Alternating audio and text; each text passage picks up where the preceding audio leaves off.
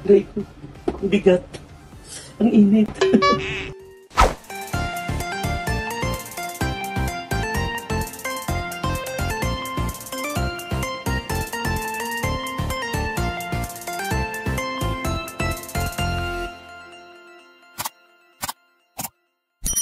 Hello everybody! Ito po nag-iisang Papaktiba Tammy Brown at welcome po sa aking YouTube channel! Ayan! And for today's video, andito po ako sa aking bahay, sa aking maliit na kitchen, kasi po ay ang aking content ngayon ay ipagluluto ko po kayo ng masarap na ulam. Yes, oo, tama po kayo. Napagtanto ko, itong mga nagdaang pong okasyon, may Pasko, Bagong Taon, tapos may mga, kung ano pang okasyon ang dumating sa atin, puro na lang karne, lechon, lahat ng mga makolesterol, matataba. So, medyo natabangan tayo sa ating pagkain at pagtsibog nitong mga nakalipas na holidays. Kaya naman, naisipan ko po na magluto ngayon ng napakasustansya na masarap na gulay. Ayan! For sure, na-miss nyo yan. Yung mga nakipaghandaan dyan at sumibog nung holidays, na-miss natin ang magulay at saka isda. Kaya, magluluto tayo ngayon ng, ayan, Gigi! Ayan! Mga Gigi-era! Mga GGSS! Charot! Ito, magpiprito tayo ng galunggong. Ito yung mga maliliit na galunggong. Ito yung mga masasarap talaga at saka crispy pag naprito kasi lahat nakakain. At syempre, yung sinasabi kong gulay, mga kahapitamis, ito ay dito ko nag-crave talaga. Favorite ko tong gulay na to. Yung sitaw at kalabasa. So, ano bang masarap gawin dito? Syempre, yung gata. Syempre, sasamahan natin siya ng hipon. Ayan. So, ito po yung mga ingredients na gagamitin ko. At syempre, yung gata, ayan. Kanina pa akong umaga nagpunta ng palengke. At bawang at sibuyas. Ayan. So, samahan niyo po ako mga kahapitamis na magluto. At para naman na matakam din kayo sa mga nanonood natin dyan. Especially yung mga OFW. So, let's go mga kahapitamis. Halika magluto ng masustansyang gulay. At ang kinikrave natin napakasarap na isdang galunggong. Let's go mga kapitamis! Sige na, let's go, magluto na tayo.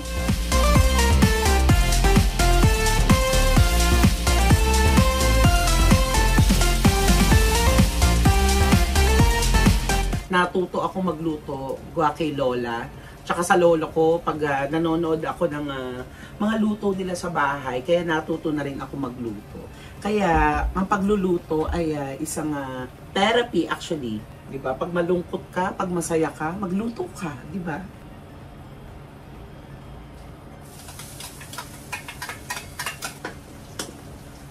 Bawang, sibuyas. Kung ang favorite ko po ay ginatang sitaw at kalabasa, kayo po, anong favorite ng gulay? Isa sa gusto ko din yung ginisang pechay. Masarap po yun. Tapos lalagyan natin siya ng bagoong. Ayan. Ayan. So after dito, pwede nyo nang ilagay din ang gulay. Siyempre yung kalabasa medyo matigas-tigas kasi are. Nagiging punto na ako ng taga San Pablo. Tapos lalagyan natin siya ng patis. Very, very light lang. Konti lang. Kasi naglagay na tayo ng Gusto ko lang pala i-flex at ibalita sa inyo na napakalinis ng aking kwarto. Napanood niyo yan nung nag-vlog ako at nagpalinis ako ng bahay. Pero, ganyan ba din ba kayo mga kahapitamis? Yung mga prutas nyo ng bagong taon, hanggang ngayon nasa lamesa nyo pa rin at hindi maubos-ubos.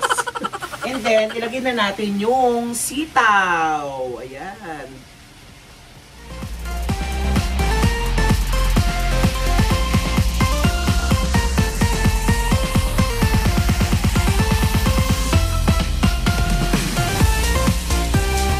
Ayan. So, luto na mga kapitamis ang ating gulay.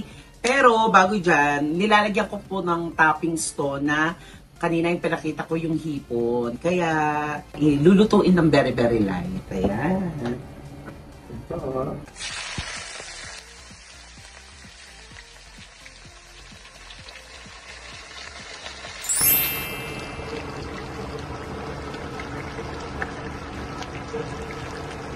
Ayan mga ka-happy tummies, luto na ang ating masustansya at napakasarap na ginataang kalabasa na may sitaw plus at napakasarap na hipon. Ayan, medyo mainit-init pa. Ayan! Napakasarap mga ka-happy tummies! Kainan na! Pero bago yan, ako may piprito pa ako. Masarap na partner dito ang galunggong. Oh, pero napakasarap ng gulay ko. Ang bigat. Ang init.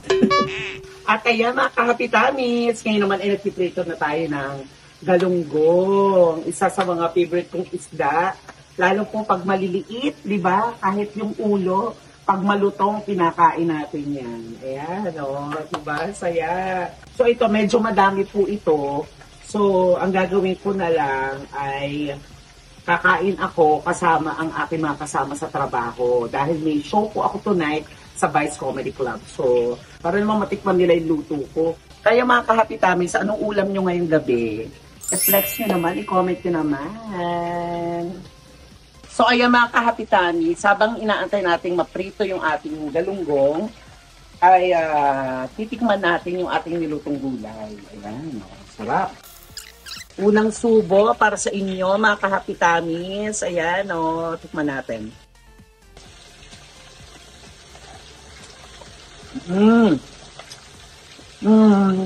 Napakasarap. Grabe, heaven. Perfect. Nako, kung nakikrave kayo dito, mga ka-happy tummies, magluto na kayo agad-agad. Minatang kalabasa, may sitaw. Sarap. Sarap niya, may liempo sa ibabaw. Pero gulay muna tayo ngayon. At atay natin yung crispy Gigi. Ayan. Mag-comment naman kayo kung saan nakaabot tong pagluluto ko ng gulay. Baka kako favorite nyo ng gulay. Diba? Ito iluto nyo. Para perfect. At ito na nga mga ka-happy tummies. Luto ng ating crispy galunggong. Oh, napakasarap. Diba? Ito yung talaga yung makakain talaga yung ulo kasi sobrang crispy. Ayan. Mga bakla mahilig pa naman sa ulo. Ayan. Ayan, diba? Ang sarap. So ngayon, dadalhin natin ito sa Vice Comedy Club, mga kasamahan ko sa trabaho para energy ang mga bakla. Ang sarap. Craving satisfied. Yes. Yan naman, mamaya panoorin nyo. Prepare lang ako and then kakain na tayo. Samahan nyo kami mga ka-happy tummies. Thank you. Salamat. Ayan si Miss O. Grabe, blooming. Ilang araw po siyang babae, mga kaibigan. Masarap pa, Miss O. Ang sarap ng ginataan mo. Lasang kutsero.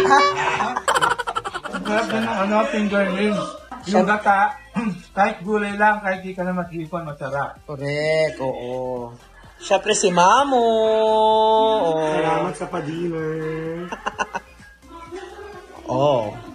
Yan talaga, diba? Nahanap natin yan. Iba yung tummy. Refresh ka din. Sarap yung fish. Tulitin mo yung gata. Diba? Sarap pa.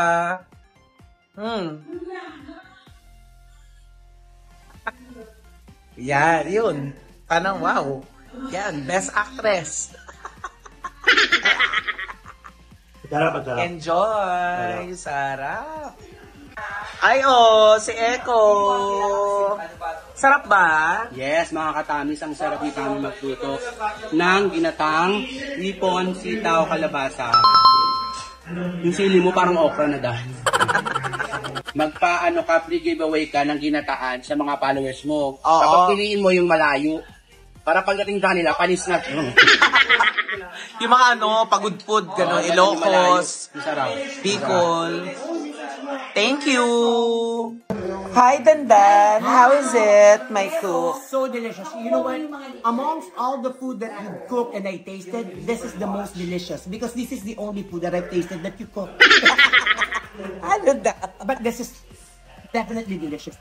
If I'm going to price this, like if I'm going to order this, I think it's for like 1,500, but it's 50% off from the container. So it's 750 na. So it's 750 na lang. Pero sobrang sarap talaga. You love veggies, right? Yeah, I do love the veggies. Lahat pinag-iwalay ko para manamnam ko yung lasa. How about the fish?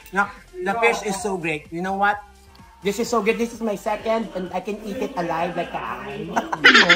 Grabe. Grabe siya, Inglesere, pero napakatako sa isda. Sarap.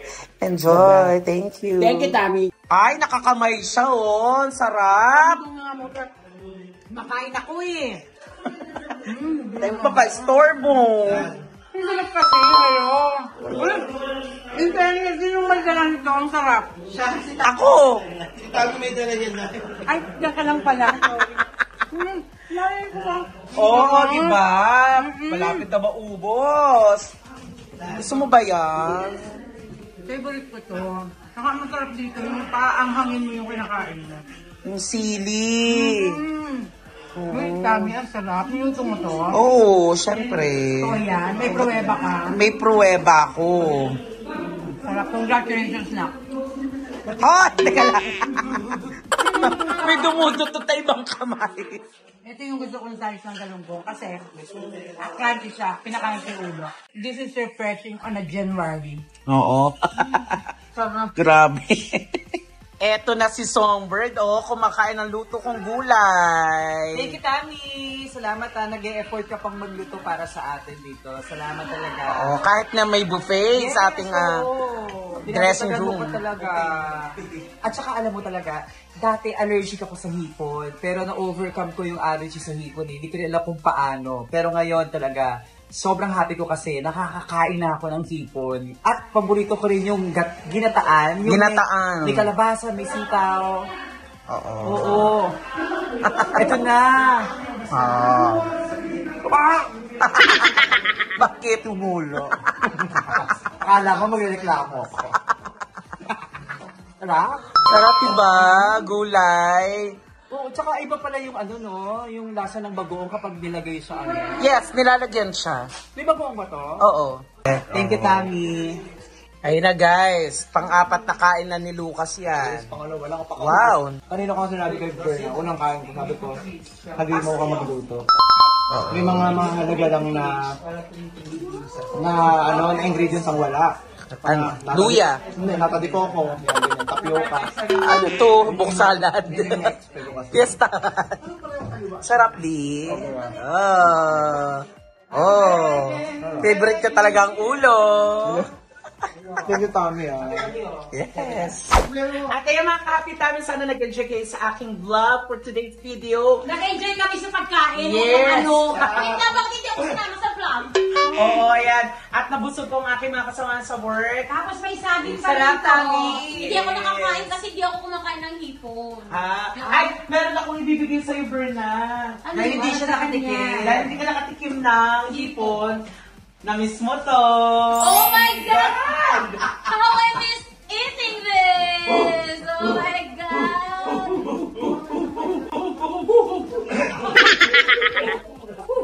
Ang dami pala. Grabe na ako. May amoy ah. Uy, sana nabusog ko kayo. Thank you, Tami. Thank you, Tami. Thank you, everybody. At syempre, huwag niyo kalimutan mag-subscribe sa aming YouTube channel ng buong Beck Squad. At syempre yung channel ko, mga ka-happy Tamis. Thank you very much. Bye-bye mga ka-pretty! Bye, mga ka-happy Tamis. Bye!